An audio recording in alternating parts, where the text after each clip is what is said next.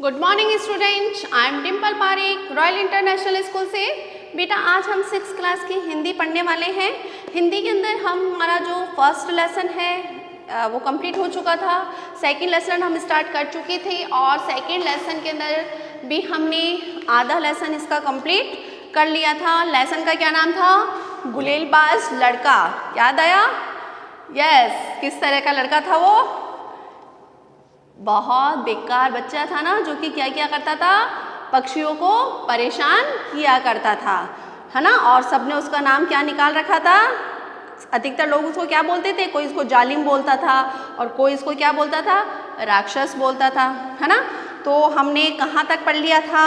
अपन ने पढ़ लिया था पेज नंबर 21 तक कि किस तरह से, और उस बच्चे का क्या नाम था? बोधराज। बोधराज नाम था ना, कि किस तरह से वो पक्षियों के जो घोंसले हुआ करते थे उन घोंसलों को तोड़ दिया करता था, या फिर क्या करता था? पक्षियों के जो घोंसले में जो बच्चे होते थे उन बच्चों को निकाल लेता, अंडों को निकाल लेता। तो जो उसका एक फ्रेंड था, जो कि उसकी माँ ने उसको क्या बोला था? फ्रेंड की माँ ने कि तुम जाकर क्या साफ़ कर दो? गोदाम साफ़ कर दो। तो और गोदाम साफ़ करने के लिए बोधराज और उसका फ्रेंड दोनों नीचे गए, और जब उन्होंने गोदाम साफ़ किया, करना स्टार्ट किया, तब वहाँ पर क्या हुआ? एक मैना का घोंसला था जहाँ पे छोटे छोटे बच्चे थे मैना के, है ना। तो जैसे वह उस पर निशाना साधने लगा, वहाँ पर क्या आ गया था? एक भयानक सा साया आ गया था, और वो साया काय का था? चील का। यहाँ तक अपन ने कंप्लीट कर लिया था। अब आगे चलते हैं। देखिए बोधराज क्या करता है, मैना के बच्चों को बचाता है या फिर खुद मार देता है। तो पढ़ते हैं हम आगे। ये चील का घोंसला होगा, चील अपने घोंसले में लोटी होगी, मैंने कहा। अब जो लेखक था ना, जिसका बोधराज का जो फ्रेंड था, उसने क्या कहा कि किसका घोंसला होगा? चील का घोंसला होगा। जबकि वो घोंसला काहे का था? मैना के बच्चों का था ना। लेकिन उसका जो फ्रेंड था उसको तो पता ही नहीं था कि पक्षी जो है वह किस तरह का घोंसला बनाते हैं। तो जब उसने देखा कि यहाँ पे चील आ गई, तो उसने क्या सोचा कि चील का घोंसला होगा। तो उसने अपने फ्रेंड से कहा, बोधराज से कहा कि ये तो किसका घोंसला लगता है? चील का घोंसला लगता है, और चील अब अपने बच्चों को लेने के लिए या उसको संभालने के लिए आ गई होगी। नहीं, चील का घोंसला यहाँ कैसे हो सकता है? चील अपना घोंसला पेड़ों पर बनाती है। उसने क्या कहा? उसको तो पता था, अनुभव था ना, कि कौन सा पक्षी कहाँ पर घोंसला बनाता है, क्योंकि उसका तो काम ही यही था उनके पक्षियों को परेशान करने का। तो उसने कहा, क्या कहा कि नहीं, चील का घोंसला ये नहीं हो सकता। क्यों? क्योंकि चील सिर्फ कहाँ पर घोंसला बनाती है? पेड़ के ऊपर ही घोंसला बनाती है, किसी घर के अंदर वह घोंसला नहीं बनाती है। उस वक्त घोंसले में से चोंचों की ऊंची आवाज़ आ रही थी और मैना के बच्चे पंख फड़फड़ाकर चिल्लाने लगे। आज मैना का घोंसला था वो, तो उसके अंदर से जो बच्चे थे, बच्चों ने देखा, छोटे बच्चे थे, तो उनको देखा कि भाई अब कोई भयानक साया हमारे ऊपर मंडरा रहा है। तो वह क्या हो गए? चिल्लाने लगे, जोर जोर से आवाज़ करने लगे और पंख फड़फड़ाने लगे। उड़ तो सकते नहीं थे क्योंकि वो बहुत छोटे थे, उनको उड़ना आता नहीं था अभी। तो वह अपने पंख फड़फड़ाने लगे। हम दोनों निश्चेष्ट से खड़े हो गए। हम दोनों क्या हो गए? एकदम से बिना हिले। निश्चेष्ट का मतलब क्या होता है? बिना हिले। ओके, निश्चेष्ट यानी कि बिना हिले। जो बिना हिले यानी कि बिल्कुल भी ना हिले, उसे क्या कहा जाता है? निश्चेष्ट। तो वह बिल्कुल क्या हो गए? बिना हिले वहाँ पर खड़े हो गए। यह देखने लगे कि अब चील क्या करेगी। अब उनको ये लग रहा था कि देखो अब ये चील मैना के बच्चों का क्या करती है। हम दोनों टकटकी बांधे चील की ओर देखे जा रहे थे। चील रोशनदान में से अंदर आकर शहतीर पर बैठ गई थी, यानी कि वो था ना शहतीर, उस पर आकर वो चील बैठ गई। वह अपना छोटा सा सिर हिलाते, जो बच्चे थे ना, छोटे छोटे बच्चे, वह अपने छोटा सा सिर हिलाते, कभी दाएं कभी बाएं देखते लगते। मैं चुप था। बोधराज भी न जाने क्या सोच रहा था। वो चुप हो गया कि पता नहीं अब चील इन मैना के बच्चों का क्या करेगी। तो वह कभी बच्चे इधर देखते, कभी उधर देखते, और जो बोधराज और जो उसका फ्रेंड था वह भी ये देखने के लिए रुक गए कि अब देखो चील क्या करती है। यह यहाँ रोज आती होगी, बोधराज बोला कि यह राज रोज आती होगी। कौन? चील।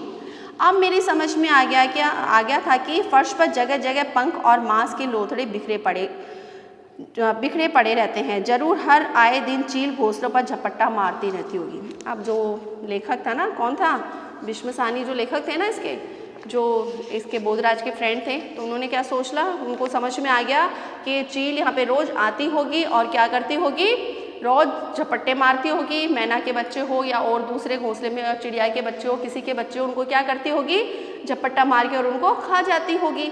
जो जिसके कारण ही जो गोदाम था ना, उस गोदाम के अंदर जगह जगह क्या पड़े हुए थे, मांस के लोथड़े, यानी कि उनके बचे हुए बच्चों के पीस जो बचे वो पड़े हुए थे और जगह जगह पर पंख फैले हुए थे। तो अब मैं घबरा उठा। मैं मन में बार बार कहता रहा, क्या फ़र्क पड़ता है अगर चील मैना के बच्चों को मार डालती है या बोधराज अपनी गुलेल से उन्हें मार देता है। अगर चील नहीं आती तो इस वक्त तक बोधराज ने मैना का घोंसला नोच भी डाला होता। अब क्या हुआ, जो लेखक था ना उसके मन में क्या आया कि क्या फ़र्क पड़ता है, चाहे चील मारे चाहे बोधराज मारे, बात तो एक ही है ना, हत्या तो इनकी होनी है। तो चाहे अगर चील का झपट्टा मार के इनको मार देगी तो भी कोई मतलब कोई मायने नहीं रखता, और बोधराज यदि मारता है तो भी कोई फ़र्क नहीं पड़ता। तो मरना तो है, इनकी हत्या होना तो निश्चित है ही है। तो उसके मन में एक बड़ी सा दुख सा प्रकट हुआ कि अगर ये तो चील आ गई, इस कारण से मैना के बच्चे अभी तक चुपचाप बैठे हुए हैं, इनका कुछ भी नहीं हुआ है। अगर अभी चील नहीं आती तो क्या होता, बोधराज अब तक तो कभी भी अपने गुलेल से निशाना लगा के और इन बच्चों को मार चुका भी होता। तभी बोधराज ने गुलेल उठाई और सीधा निशाना चील पर बांध दिया। अब क्या किया उसने, इंसान ही तो है बेटा, हमारे दिल के अंदर भी पीड़ा होती है, तकलीफ़ होती है, लेकिन वो तकलीफ़ कब कहाँ किसके लिए उमड़ कर आ जाए वो पता नहीं। तो बोधराज का इतने समय तक तो किसी भी पक्षी से लगाव नहीं था, लेकिन जब उसने छोटे छोटे बच्चों को देखा ना तो उसके मन में एक दया का भाव आ गया और वह उनकी रक्षा करने के लिए उसने क्या किया कि जो निशाना था ना गुलेल का, वो किस पर साधा, चील पर। किस पर, चील पर साधा और बच्चों को ही रक्षा करी। कैसे करी देखिए, चील को मत छेड़ो, वह तुम पर झपटेगी, मैंने बोधराज से कहा। अब वो किसी भी पक्षी को या किसी भी जानवर को या किसी को भी आप छेड़ेंगे तो पलट के वो आप पर क्या करता है, वार करता है ना। तो उसने, जो लेखक था उसके बोधराज का फ्रेंड, उसने कहा कि भाई चील को तुम मत छेड़ो, नहीं तो ये क्या करेगी, पलट कर हमारे ऊपर वार करेगी। चील को निशाना नहीं लगा, चील को जो वो उसने गुलेल से मारा था ना, निशाना उसको नहीं लगा। कंकड़ छत से टकराकर नीचे गिर पड़ा और चील ने अपने बड़े बड़े पंख फैलाए और नीचे सिर किए घूरने लगी। अब उसका निशाना तो क्या हो गया, गुलेल का निशाना चूक गया। बोधराज का निशाना गुलेल से जो मारा था वह चूक गया और जो चील थी उसको समझ में आ गया कि ये बच्चा मेरे पर निशाना साध रहा है, तो वह क्या हो गई, ऊपर की तरफ जाके बैठ गई और बड़ी डरावनी निगाहों से हमें देखने लगी। किसको, लेखक को और उसके दोस्त बोधराज दोनों को। चलो हम यहाँ से निकल चले, मैंने डर के कहा, वो डरता था ना कि भाई चील है, चील कभी भी झपट्टा मार देगी, हमारे भी हालत ख़राब कर देगी, हमें भी क्या कर देगी, पीड़ा देगी। नहीं, हम चले गए तो चील बच्चों को खा जाएगी। अब बोधराज ने क्या कहा कि नहीं, अगर हम यहाँ से चले गए तो क्या होगा कि ये जो चील है इन मैना के बच्चों को क्या कर देगी, खा जाएगी। तो ऐसी अवस्था में हम इन बच्चों को छोड़कर नहीं जा सकते। उसके मुंह से यह वाक्य मुझे बड़ा अटपटा लगा। अटपटा लगना ही था कि जो हमेशा पक्षियों के बारे में कभी सोचता ही नहीं था, इनकी हत्याएं कर देता था, उनके घोंसले तोड़ देता था, आज वह क्या कर रहा है, उन मैना के बच्चों की रक्षा कर रहा है। स्वयं ही तो घोंसला तोड़ने के लिए गुलेल उठा लाया था, कि स्वयं ही तो लेकर आया था, कि वह इतना अच्छा एकदम से उसका मन परिवर्तित कैसे हो गया कि पहले खुद ही तो लेकर आया था कि मैं घोंसले से क्या कर दूंगा, इन बच्चों को या मार दूंगा, या अंडे होंगे उनको भी समाप्त कर दूंगा।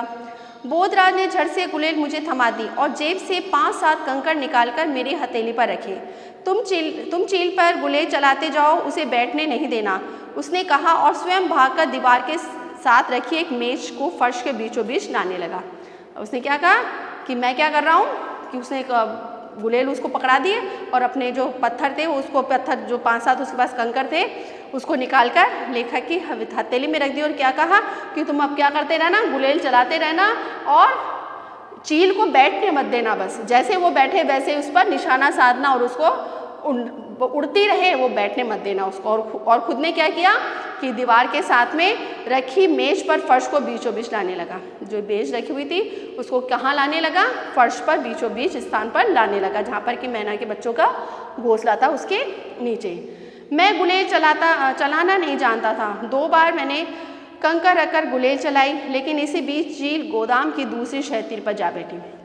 उसको तो भाई चलाना ही नहीं आता था ना, लेखक को तो वो गुलेल चलाना ही नहीं जानता था, तो उसने 2 बार चलाई, लेकिन तीनों बार उसका निशाना चूक गया। लेकिन फिर वो कैसे जैसे करके हुआ क्या हुआ, जो चील थी वह क्या हो गई, दूसरी शहतीर पर जाकर बैठ गई।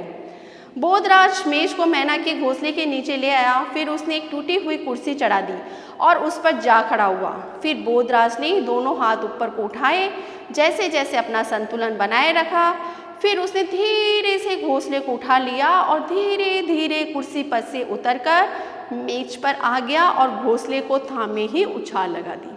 आप देखो उसने कितना अच्छा काम किया बच्चे ने, बोधराज ने, कि वह क्या हुआ, टेबल पर चढ़ा और धीरे से ऊपर चढ़ के और उसने क्या किया, वो घोंसला था ना जिस घोंसले में मैना के बच्चे थे, चुपचाप धीरे से उस घोंसले को नीचे उतार लिया, जिससे कि चील जो है वह उन पर झपट्टा नहीं मार सके।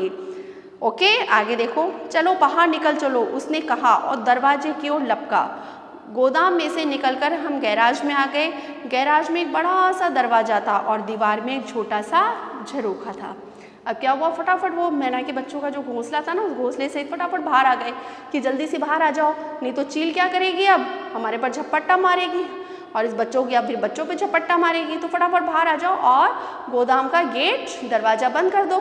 तो फटाफट उन्होंने क्या कर दिया, गोदाम का दरवाज़ा बंद कर दिया और सीधे कहाँ चले गए, गैराज के अंदर चले गए।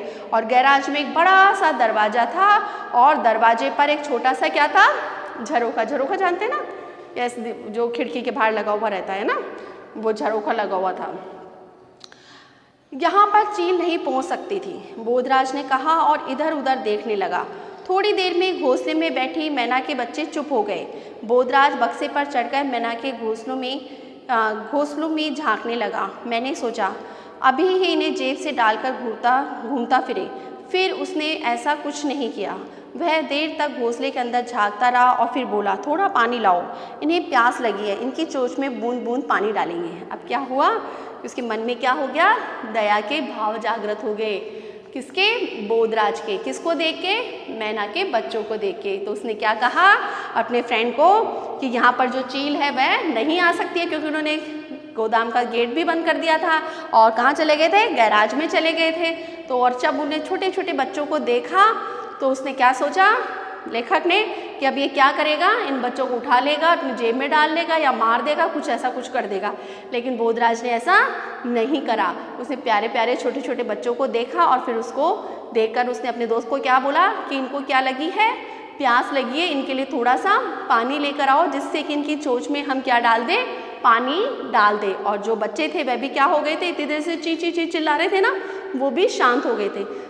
शांत क्यों हो गए थे, क्योंकि उन्होंने देख लिया था, वो समझ गए थे कि अब जो बोधराज है वह उनकी रक्षा करेगा। बेटा देखो, प्यार में बड़ी ताकत होती है, चाहे पक्षी हो, पशु हो, इंसान हो। अगर प्यार से आप किसी को सहलाएंगे, किसी से बात करेंगे, तो कोई भी हो वह फ़ौरन से प्यार की भाषा समझ जाएगा। तो पक्षी जो हैं, पक्षी भी प्यार की भाषा समझते हैं। एक पक्षी आपके घर में आया, आप उनको कंकड़ से मार के भगा दें तो दोबारा आके नहीं आएंगे, लेकिन आपने पक्षियों के लिए दाना डाला, आपने पानी रखा, उनको प्यार से आपने रखा, तो वह आराम से आपके पास में, आपकी गोद में आके बैठ जाएंगे। तो प्यार से हम किसी भी को अपना बना सकते हैं, है ना। तो चलो आगे चलते हैं। मैं बाहर गया और एक कटोरी में थोड़ा सा पानी ले आया। दोनों नन्हे नन्हे बच्चे चोंच ऊपर उठाए हाँफ रहे थे, डर रहे थे ना वो। बोधराज ने अपनी चोंच में उनकी चोंच में बूंद बूंद पानी डाला और बच्चों को छूने से मुझे मना कर दिया और ना खुद उसने छुआ। उसने क्या किया, बच्चों को छुआ नहीं। अगर बच्चों को छू जाते, वो छू लेते, तो पता है मैना क्या करती हैं, अगर इंसान पक्षी के बच्चे यानी कि मैना के बच्चों को अगर छू ले तो मैना उन बच्चों को क्या कर देती है, छोड़ देती है, उनके पास में दोबारा नहीं आती है, मार देती है उन्हें। इसलिए कभी भी पक्षियों के बच्चों को हमें नहीं छूना चाहिए, खास तौर से मैना के बच्चों को। ओके। इन बच्चों के माँ बाप यहाँ कैसे पहुँचेंगे? मैंने पूछा, जो लेखक था ना उसके बोधराज का दोस्त ने पूछा भी इसके माँ बाप यहाँ कैसे पहुँचेंगे? उनको तो पता है कि वो गोदाम में है, अब यहाँ पे कैसे आ सकते हैं वो? वे इस झरोखे में से आ जाएंगे, वे अपने आप इन्हें ढूंढ लेंगे। भाई पक्षियों के अंदर एक होती है ना खुशबू होती है जिसके प्रभाव से वह अपने बच्चों तक पहुँच जाते हैं। उसने क्या कहा बोधराज ने कि वह झरोखे के अंदर आराम से पहुँच जाएंगे, तुम उसकी टेंशन मत लो, इस झरोखे में हम इन बच्चों को रख देते हैं, घोंसले को, बच्चों को यानी कि घोंसले सहित उन बच्चों को रख देते हैं। दूसरे दिन जब बोधराज मेरे घर आया तो न तो उसके हाथ में गुलेल थी न जेब में कंकर, बल्कि जेब में बहुत सा चुग्गा भरकर लाया था और हम दोनों देर तक मैना के बच्चों को चुग्गा डालते रहे और उनके करतब देखते रहे थे। अब दूसरे दिन जब बोधराज लेखक के पास में आया तो उसके पास में क्या नहीं थी? गुलेल नहीं थी, ना कंकर थे। कंकर क्यों रखता था वो? गुलेल पे लगा के मारने के लिए रखता था ना, तो ना तो गुलेल थी उसके पास में और न ही कंकर थे। और क्या था उसके पास में? चुग्गा। चुग्गा किसे कहते हैं? कोई भी अनाज हो सकता है ना, गेहूँ हो सकते हैं, चावल हो सकते हैं, बाजरा हो सकता है, मक्का हो सकता है, कोई भी जो कि पक्षियों को खिलाया जाता है। तो वह चुग्गा था और वह बहुत देर तक क्या करते रहे? मैना के जो बच्चे हैं उनको चुग्गा देते रहे और उनके कर्तव्य यानी कि वो जो खेल कर रहे थे, वो जो खुश हो रहे थे, वो जो नाच रहे थे, वह उनका खेल देखते रहे। तो देखा आपने बेटा कि किस तरह से बोधराज जो कि एक निर्दयी जालिम बच्चा था उसका हृदय परिवर्तन किस तरह से हुआ। ओके बेटा, आई होप आपको ये कहानी बहुत अच्छी लगी होगी, है ना? अच्छी लगी ना बेटा? आपको भी ऐसा ही करना है कि कभी भी किसी पक्षी को परेशान नहीं करना है। पक्षी जानवर कोई भी हो, किसी को हमें मारना नहीं है, प्यार से रहना है। प्यार का मतलब ये नहीं है गाय आगे बाहर चले जाओ उसके पास में, नहीं बेटा, आपको अपनी सेफ्टी रखते हुए उनकी भी सेफ्टी करनी है और उनकी भी रक्षा करनी है, सभी से प्यार से पेश आना है। ओके बेटा, आज के लिए हम इतना ही पढ़ते हैं। अब आपको बेटा आज लेसन कंप्लीट हो गया तो आपको क्या करना है? क्वेश्चन आंसर करने पड़ेंगे आपको, है ना? और शब्दार्थ भी करने पड़ेंगे। तो आज आप ऐसा करिए, सिर्फ इसके शब्दार्थ कंप्लीट कर लीजिए। लेसन के अंदर आपने इसके जीवन परिचय कर लिया ना, लेखक का, भीष्म साहनी का जीवन परिचय आपके ऑलरेडी हो चुका है।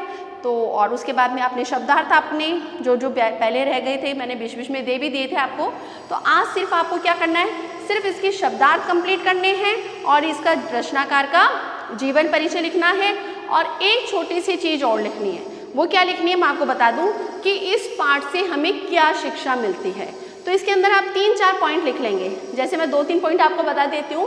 पहला लिखेंगे, जीव जंतुओं के प्रति हमें क्या करना चाहिए? दया की भावना रखनी चाहिए। दूसरा आप लिखेंगे, हमें त्याग और प्रेम की भावना रखनी चाहिए, यानी कि हमारे मन के अंदर त्याग और प्रेम होना चाहिए। तीसरा लिखेंगे, जीवन में आए परिवर्तन को हमें पहचानना चाहिए कि हमारे जीवन में किस तरह से परिवर्तन आता है, समय और परिस्थितियों को देखकर उन सब चीज़ों को हमें पहचानना चाहिए। जैसे बोधराज के साथ में हुआ था ना, उसमें जीवन में एकदम से परिवर्तन आया था कि किस तरह से तो वो पक्षियों की हत्याएं किया करता था, बच्चों को मारा करता था, घोंसलों को तोड़ा करता था, और फिर किस तरह से उसने मैना के बच्चों की रक्षा करी। तो उसका मन क्या हो गया? परिवर्तित हो गया ना। तो जीवन में आए परिवर्तनों को हमें पहचानना चाहिए। ये और इसके अलावा और भी कोई पॉइंट आपके दिमाग में आता है तो और भी पॉइंट आप अपनी मर्जी से नोटबुक में कंप्लीट कर सकते हैं। ओके बेटा, कल मैं इस लेसन के क्वेश्चन आंसर आपको करवाऊंगी। आज के लिए इतना ही। Good day, good bye, take care.